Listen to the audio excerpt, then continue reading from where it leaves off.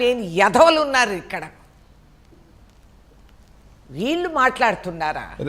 రేణుకా చౌదరి గారు ఇక్కడ ఈ రకమైన కామెంట్స్ చేస్తే ఆ సంస్థ యొక్క చైర్పర్సన్గా భారతిరెడ్డి గారు ఉన్నారు, మహిళ. మాజీ ముఖ్యమంత్రి జగన్మోహన్ రెడ్డి గారి కుటుంబ సంస్థ అది. కోర్స్ తల్లిని చెల్లిని బయటికి దోచేసినోడికి మహిళల వాల్యూ ఏం తెలుసులే, మీరు ఎక్కువ ఆశించకండి అన్నారు. అయితే కనీసం ఇంత జరిగితే ఒక మాట మాట్లాడలేదండి మేనేజ్మెంట్ వైపు నుంచి. అరే మీరెలా అనుకుంటున్నారు వాళ్ళు మాట్లాడతారు? ఇదంతా దున్నపోతు పైన వానే. ఆ దున్నపోతు బతుకు కాబట్టి దున్నపోతు కన్నా ఒక కార్యక్రమము ఒక ఇది ఉంది, కానీ వీళ్ళకి ఉందా? తండ్రి శవం చల్లగవ్వక ముందే రాజకీయ దాహంతో సంతకాలు పెట్టించుకున్న దుష్టుడు ఈయన కాదా? ఇది నిజం కాదా? చెప్పండి. నేనున్నాను ఆ రోజు, నేను అక్కడే ఉన్నాను. స్కూల్లో చదివేటప్పుడు ఈయన చేసిన చరిత్ర అంతా కూడా నా దగ్గర ఉంది.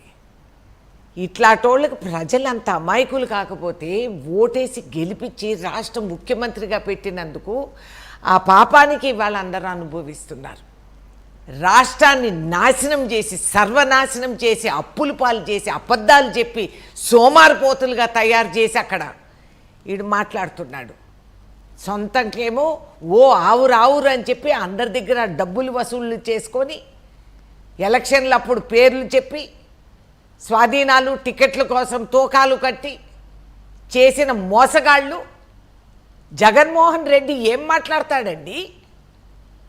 అసలు ఈ మానసిక చికిత్స ఉచితంగా నేను చేపిస్తాను. ఎందుకంటే ఈ యాజ్ ఎ సీరియస్ ప్రాబ్లం. నేను చెప్తున్నా, నేను ఊరికే అంటల్లా, వ్యంగ్యంగా కూడా అంటలేదు, బాధగా అంటున్నా. ఈ విధంగా వీళ్ళు ఇట్లా మాట్లాడుతుంటే ఇంట్లో తల్లుంది, రోడ్లో చెల్లుంది, నీ కుటుంబ సభ్యులందరూ ఆడు కూర్చున్నారు.